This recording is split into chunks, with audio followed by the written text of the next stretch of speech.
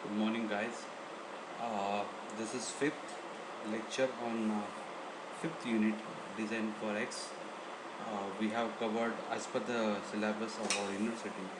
Uh, First, we try to understand what is design for X, what is X, its variable, or it is designed for excellence, and what X values X can take. It can be designed for manufacture, designed for assembly, designed for ergonomic, designed for environment, anything. So we have discussed about in that design, what is design for manufacture, what is design for assembly, why having better design from manufacturing for perspective, assembly perspective, how it will help. Then we talked in the next lecture about design for robustness, how to make your design robust, make it more strong and healthy. Then we talked about design for safety, what is a safety design, how to make it safe, how to make it better. We talked about reliability, what is a reliable design. It will fail, it will not fail in certain situations, it will keep working under whatever conditions it is supposed to work. So that is design for reliability. We talked about that. And then lastly we talked about design for environment, to make it environment friendly, what we should do, and how we are supposed to do that.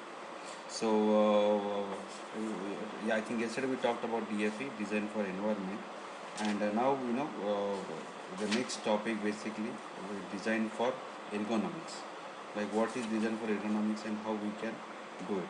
Okay, so let's talk about the design for ergonomics. Okay, first of all, what is ergonomics? It is a process of designing or arranging workplaces. You will be arranging or designing your workplaces, where the place where you are going to work, your products and your system, so that they will fit for the people who use them. So the people who are going to use them, they will be able to use it in much better way, in much more comfortable way. It will be easier for them to use it, to work on. So it is a process, in which you will be modifying your design, changing your design, making it better, so that the user will have a better comfort, ease of use. So see, I have shown a diagram here. It shows standard height, and all basically between the shoulders, what is the distance? It is 0.24 of sh standard height. That means it is quarter of your standard height. If you stretch your hands, the distance between your two hands will be almost one standard height. So you need to keep that in mind, that one, why when person is working, what is the area around him. When you stretch your two hands, that much area you can, a person can reach. So like a design of a cockpit, it should not have a area more than this one standard height, because in that case he has to get up, or he needs to bend and all that. So all these heights you need to think, while you are like design of a chair. So what should be the height of the chair? See, like here it is shown that 0.26 is the height from your up to your knee. So that height you need to consider while designing the chair. So all these different figures or different heights you should know, and you should keep those in mind all the time while designing the your product. So your product, whatever way user is going to use it, your product should be, user should be comfortable while using it. So it is ergonomics or human factor, as it is referred in North America. It is called as human factor. Is a branch of science that aims to learn about human abilities and limitations.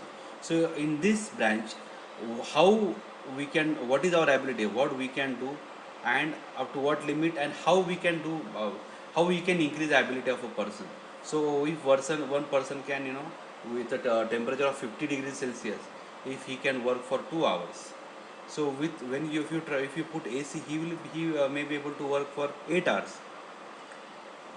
So how we can increase the ability of a person, and how we can increase the limitations, you know and with the change in the ergonomics, with the better design of ergonomics, you can have a better design, or better, you can increase the abilities, you can change the way the person feels comfortable, less fatigue will be there if the ergonomics is better, right? So to this will help to have an interaction with your product, system or environment by the user. Okay, it basically, what is the main purpose of your ergonomics? It's to improve the workspaces and to minimize the risk of injury or harm. Means what? Means is if like say if the person is working under hazardous condition, like AC should be there, or if the rotating parts are there, a proper casing should be provided. So to minimize the risk of injury or harm. So comfortable, like the output of a person who is working in AC is better than the person who is working in very high or very low temperature, right? So you try to improve your design in such a way that the person who are going to use it is kind of have a better environment, and it is better with from the ergonomics perspective to have a better output. Okay. So to achieve this better ergonomics, what we need to there are different things which with which we can have a better design for ergonomics. First, anthropometry. Anthropometry in this, like body sizes, as I shown the figure. What are different body sizes? People may be small, medium, or heavy, depending on this so weight, depending on the height, different shapes, different population. Like population is some population may be kids population or adult population or ladies population. So depending on the population, your design. So if one particular like a lady cycle, it is going to be used by ladies. So your design should be different. The seat should be more soft. The height should be less, because average height of ladies, average height of females is less compared to males. So your design will, your ergonomics will change with the different populations and with different variations. So different variations of like your body shapes, your populations, your there may be social things also. Some social this thing will have a different ergonomics compared to others. Biomechanics, like your muscles, your levers, forces, strength. So using this, like operating a lever, if you have a better ergonomic, it is a lever is a, in old days, to put a gear, we need to, a person has to almost stand on it, like it was very hard. But now it is like a butter, like you just touch, you can shift the gear. So with the proper mechanism and proper ergonomics, the basically it's a discipline of biomechanics, where you can have a better design with respect to ergonomics. Next is environmental physics. So now this is very again important, like noise, light, heat, cold, radiation, vibration, body system, hearing, vision. All these things matters. Like noise, if there is too much noise, after a certain time you will get headache. You will not be able to work properly. Concentration will not be there. Product output will not be good. Like similarly for light, if the light is poor, it is not, or it is very bright. If you are working in sun, then output will not be. So light should be appropriate, not too much or not too less. Heat, if it is very hot or if it is very cold, both are not good for good output. So with ergonomic perspective, you should give a proper temperature for the user to work on. Radiation levels, like what are how are, it should be in the proper limits. Vibrations of the body, if it is a person is working on a say vibrating system, if there are too many vibrations, then after a certain time he may not be able to work properly. So we should have vibration damping and all those things in place to make the this environment better. Hearing, vision, sensation. So all these things you need to consider while you are doing ergonomics design. Okay, applied psychology. So like skills, learning, error, differences. So all those things you should or like what kind of skills your users are having. Because some might have good skills, some might not. So you have to consider all those things when you are doing design for ergonomics. Social psychology, groups, like different groups have a different psychology. how they communicate, language barrier, social this thing. So learning and all this behavior, how the a person and a group behaves. So all those things like communication of different social or the group of kids or group of adults will be different, right? Like so, communication from different social people, from one society to other society, or from one country to other country will be different. So you're using like same thing may be used differently by a person from different cultures. So differences of culture, differences of social differences, your economic differences, all those things will matter while you are doing the design for the economy. So you need to consider all those while you are doing the design for the economics. So, what is ergonomics? A scientific discipline concerned with the understanding of interaction among humans. So, it is a that branch, where interaction between the humans and other elements of the system. So, it may be computer, monitor, table, mouse. It can be anything. Whatever parts you are having, components you are having, that interaction of those with the human, and how we can improve that. How we can make all those things they communicate with each other. How we can make it better. So, to optimize human well-being and overall system performance, to make the whole overall performance better. So, means if you have better ergonomics, the total performance of your person, user, your whole complete system will be much better, and the output will be more. So you will be have a satisfied customer, satisfied user, and you will be having a better output. So how to design ergonomics? Who is going to use my this product or your system? It may be you need to identify the users like demography, which areas where which people, what are the heights, what are the weights, what are the gender, what are the social capacity, what is their financial capacity, all those things you need to worry while doing the design for the economics. Who is your user, how they are going to use it, what is the process, what are the different steps, what is the procedure they are going to follow, and accordingly you need to do the design. Usability, how effectively does this the solution works, what is the usability of your whatever product you are giving, ease of use for the large spectrum. So like say if you do a design like a cycle, if your bicycle seat is at very low height, most of the people will not be able to use it. So while doing the design you need to for the most of the population should be able to use it with ease. You need to worry about the major portion of this your users rather than a specific percentage. Okay. Then dexterity, vision, ease of use. We talked about vision, user, ease of use, fail-safe design. Fail-safe design means your design, if it fails, then we should be able to have fail-safe. Your system should be able to come out of if something goes wrong. We should not have hazardous output. And standardization, ununiformity, and avoidance of confusion. So you should be able to use standard, and then if you follow standards, then it will be much easier for your design will be much better. Okay, here are some examples for a better ergonomics, from the helmets to the cycle pedal to the can opener, bottle opener, to a typewriter. If you see this keyboard, basically, that keyboard is, the keys are placed not in a straight way, but they are placed in a semicircular so from both hands it is much easier to type. So if a person who is expert in typing, this keyboard will be much better for that person, much faster. So there is a bed is also shown.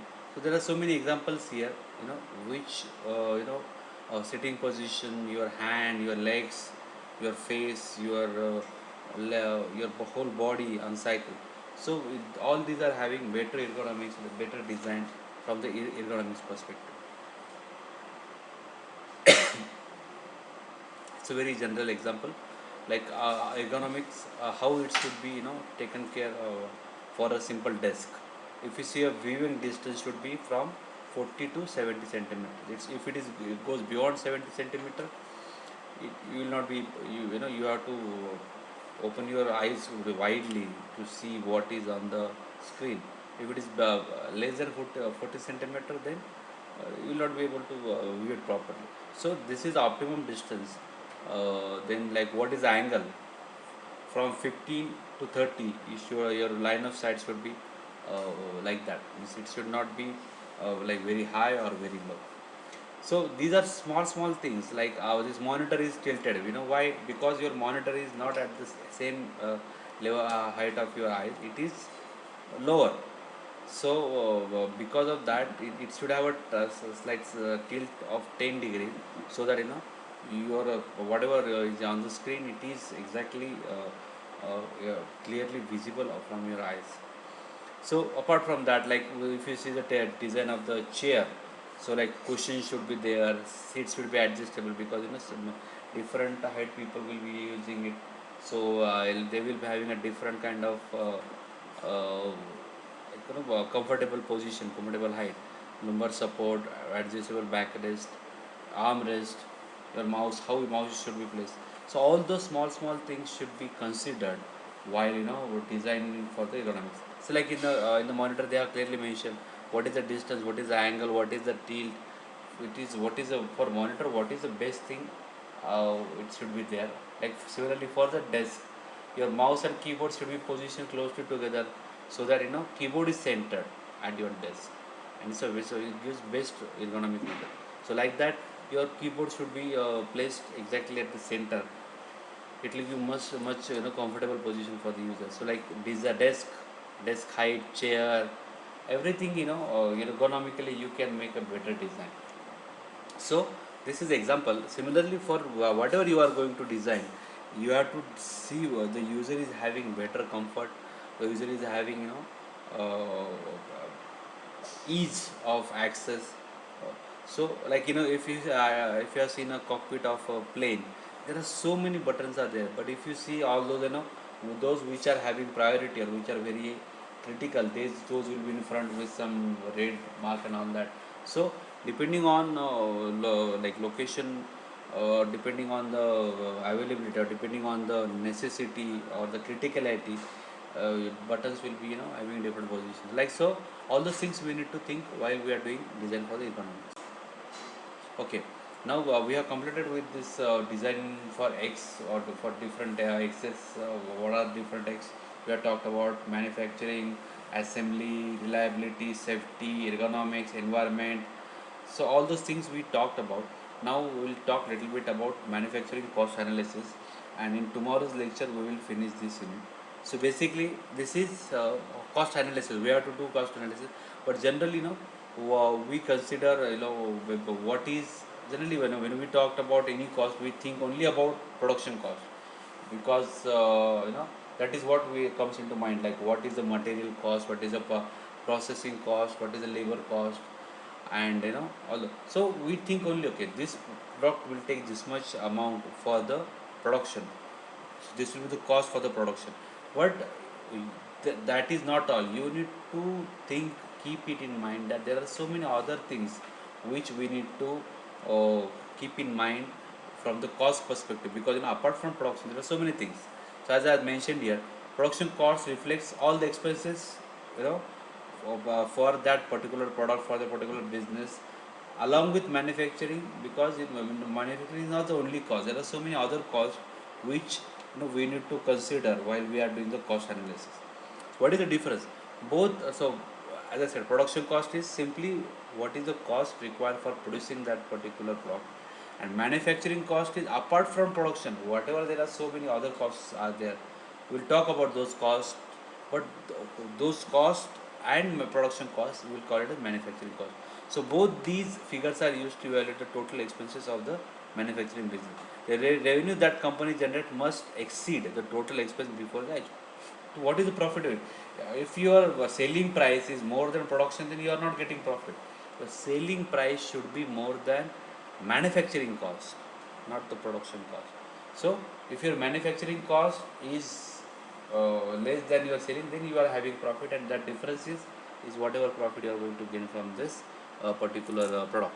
So we'll talk about in tomorrow's lecture we'll talk about what are different cost, apart from production cost, we need to keep it in mind for doing the cost analysis.